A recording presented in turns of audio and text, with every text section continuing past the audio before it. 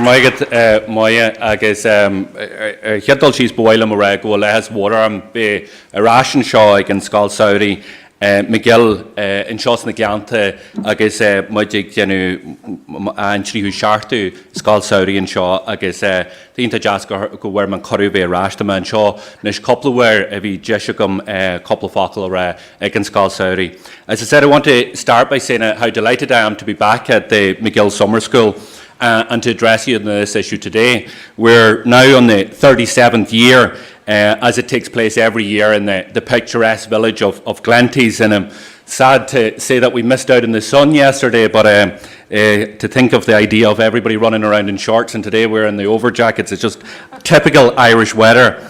But I also want to say, and I think, you know, any time I've been here, I've never seen a crowd as big as this, particularly for the morning session. And I want to pay a big tribute and a thank you to the organising committee who have participated and made this school the school that it is. In particular, I want to ask you to give a big round of applause to the director, Dr. Joe Mulholland, whose passion and hard work and dedication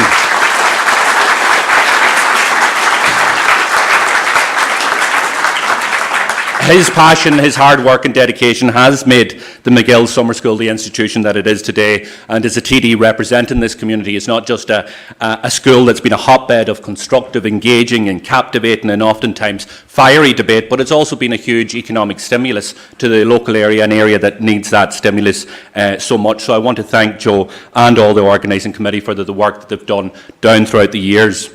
In keeping with the theme of this year's programme of global turbulence and uncertainty, I've been asked to speak to you about the issue of Brexit and its many implications for the entire border region.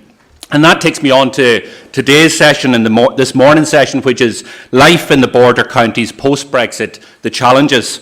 And so much has been said and so much has been talked about Brexit in the last 12 months since the historic referendum on June the 23rd.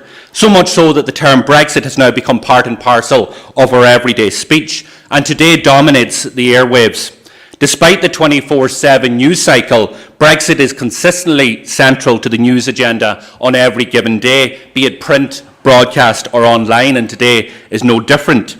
Despite all of this discourse, and far from providing comfort and clarity to all of us who stand to be directly affected by Britain's withdrawal, to date there has been little or no reassurance emanating from the British government or indeed from the Irish government in terms of where we stand and what we are likely to face. While Theresa May continues to spout out a repetitive slew of meaningless phrases and buzzwords such as Brexit means Brexit ad nauseum, and for all the talk coming from the Taoiseach of unique challenges for Ireland which Brexit poses, huge uncertainties still loom large. Hard Brexit, soft Brexit, and whatever you're having yourself Brexit are mere buzzwords. And I'm glad that it's finally sinking in that they are just mere buzzwords. The type of Brexit which the Tory establishment supported by the DUP, who've given the Tories a blank cheque on this issue, has chosen to pursue to take Britain and the North out of the European Union against the will of the people of the North, but also out of the customs union, will inevitably see barriers erected on the island of Ireland. And amidst all this idle talk stands an electorate who is becoming ever increasingly despondent. So consequently, many questions remain unanswered. Great fears have yet to be allayed, and complex legal, theoretical, as well as practical challenges and hurdles are as present today as they were 12 months ago. Worrying for us here, and arguably the single greatest of them all, is the implications and negative effects which Brexit will have on the border region. For it will be here, where the border separates north and south and the countless communities which lie either side of that border, that the effects of Brexit on the economic and social fabric of our island will be hardest felt. And while the economic upheaval caused by something as momentous of Brexit for a region blessed with relative prosperity and economic good fortune would no doubt prove a serious challenge, for a region such as the border, where the social economic reality is anything but ideal, the implications don't even bear thinking about. And one only has to look at recent census data for our own county here in Donegal, which paints a clear picture. where the unemployment rate is among the highest in the state at 18%, and where the number of young adults have dropped off significantly as a result of immigration. And that tells a story that all is not well, not only here in County Donegal, but across the entire border region, north and south. And this is before Brexit has even happened. And make no mistake about it, if Brexit is to deliver the political and economic and social earthquake which many believe it will, then right here, I'm sorry to say, will be its destructive epicentre. So today, thanks to the collective vision of all of those who down throughout the years have the vision and determination to work to bring about ever closer economic and social cooperation which now exists on the island of Ireland, the border as a result is now less discernible, much less tactile than at any other time since the shameful partition of our land.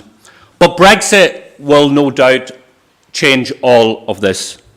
Britain's decision to leave the European Union, and with it to drag the 6 counties out as well, despite the desire of the people of the north to remain, will profoundly alter every facet and feature of life on the island as we know it.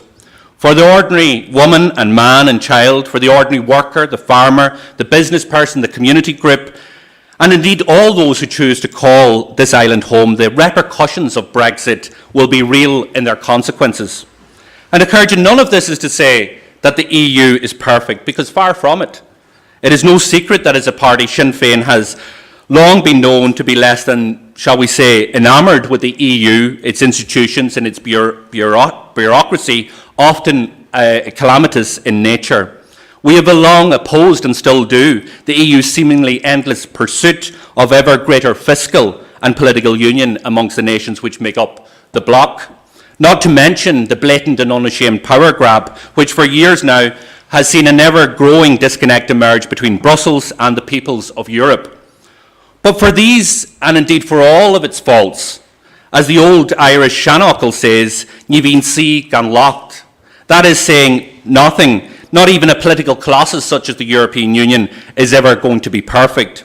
Having said that, no challenge is unsurmountable, and despite its flaws, one can only hope to change and shape the direction of the European Union from being within rather than being without. And that is why Sinn Féin believe that Brexit's course and the Tory parties is not the right one. We feel that the fate of Ireland, north and south, and indeed the many other nations which would make up the European Union, are best served through the continued membership in a spirit of partnership and cooperation. And if you're in any way sceptical of the apocalyptic picture that's been painted by many concerning Brexit, then all we have to do is look at some of the numbers involved. For border business, for example, the very real threat posed by the imposition of customs posts and checks points along the border following Brexit is unthinkable. Yet that is exactly the reality facing the region should the North's membership of the European Union and the Customs Union be brought to a timely end. Such a scenario raises serious doubts about the 1.2 billion in goods and services that is traded freely at present without restriction between the North and South and Britain each and every year. It also throws up the countless logistical and practical challenges for all those involved in transporting these goods as part of the some 2.3 million individual crossings which freight and heavy good vehicles make both in and out of the North annually. And even if there was no trade barriers, if there was no tariffs, if we had a free trade agreement, international trading experts have told us that customs obligations are likely to add an additional €100 per consignment to the average cost of transporting commercial vehicles across the border. And remember, there's 2.3 million of them across the border each year. That is something which the industry has called a new tax, effectively being introduced on businesses here overnight, a burden which the 12,000 individual firms and companies involved in this type of trading here can ill afford. And let's not forget that behind all of this data around cross-border trade, there are real people, real jobs, real wages, real livelihoods at risk. It's trade by which is estimated that some 200,000 people are employed directly and depend upon. And for the individual too, it's not just big businesses or small businesses that are affected, it's for the individual. The individuals which we heard of in 1925 were concerned about shopping in Derry. Well, if they were to, in a post-Brexit scenario, go to Derry and purchase an item in excess of €300 and not register that for their tax liability, then they would be breaking the law. They would be deemed as smugglers, because that is the consequence of the North being taken out of the customs union for people who would normally carry out a routine trip to Belfast or Derry to buy a new TV or to buy a laptop. In post-Brexit, we would see a duty on these goods be subject to customs duty plus VAT. Similarly, and we've heard about the challenges that agriculture faces in particular, like few other industries in the wake of Brexit, is probably one of the most to be seriously impacted. Costly barriers to trade, physical border checks, and the prospect of two regulatory regimes threatened age-old patterns and practices between North and South of trade. With 40% of agri-food exports from the South going to the UK market each year, while in the North, where farmers there alone received £340 million sterling in agricultural and fisheries funding in 2015 from EU schemes, agriculture on both sides of the border stands to be disproportionately affected. And it is immensely important other areas of peace and reconciliation too, since the Good Friday Agreement and what was internationally viewed as one of the greatest success stories of conflict resolution, the influence of our joint membership in ensuring the success has been profound. Indeed, if you read the Good Friday Agreement, the text of the Good Friday Agreement includes in its preamble the fact that we are member states of the European Union. Ministers on the cross-border bodies have to introduce laws that are compatible with European law. And there are serious questions whether the Good Friday Agreement would need to be rewritten in the context of a Brexit. Indeed, Europe has been a critical partner for peace, as well as providing substantial political support, financial support, which in 2015 alone saw £160 million sterling of structural and a further £270 million sterling of peace funding being allocated the region. And that has led to greater economic and social progress on an all-Ireland basis. And more generally, it is simply stating the obvious to say that Brexit runs entirely counter to Irish national interests. Indeed, one just has to look at the many who stand to be impacted by it. There are countless families right across the border communities, workers, business people, students and tourists who each and every day travel freely and frequently across the border to live, to work, to study, to access shared services, to visit friends and family, and to simply do the things that they've always done, which just so happens to involve crossing a border which for many of them in their own hearts and minds should no longer exist. But whether we choose to recognise it or not, Brexit may ultimately come to define the futures of not just us of us here today, but of the generations still to come who in the future find themselves residing in the border region. If we are serious about extracting the best possible outcome for the island in these negotiations, particularly for the North and the border region as a whole, then we must adopt a more imaginative and innovative approach that is currently being pursued. And let's be clear, this approach must be an approach that puts the interests of the few ahead of the needs of the many. It is one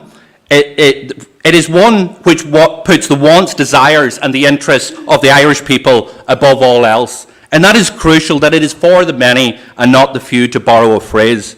In terms of our contribution to that end, I and my colleagues in Sinn Féin have consistently led the charge in arguing for special designated status for the North within the European Union to be adopted as the state's official position on Brexit going forward.